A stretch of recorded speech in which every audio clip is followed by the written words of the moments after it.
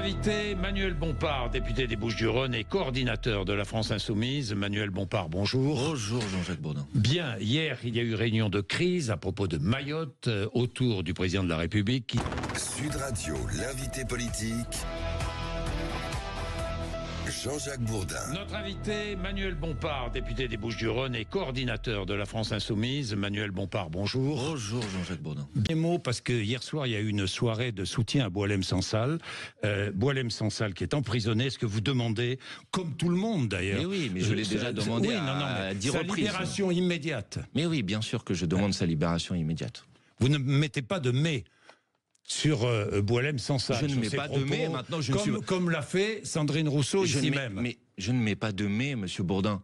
Je demande sa libération. Ensuite, j'ai le droit aussi d'être en désaccord avec un certain nombre de propos qu'il a tenus. Mais quels que soient les propos qu'il ait tenus, et même si je ne suis pas d'accord avec ses propos, je considère que ça ne mérite pas et ça ne justifie pas son emprisonnement. Maintenant, je voudrais là aussi sur ce sujet, la défense de la liberté d'expression en l'occurrence et des libertés fondamentales, qu'il n'y ait pas non plus d'émotions à géométrie variable. Donc moi, je suis clair sur cette position-là et je souhaiterais que ceux qui sont clairs sur cette position le soient aussi.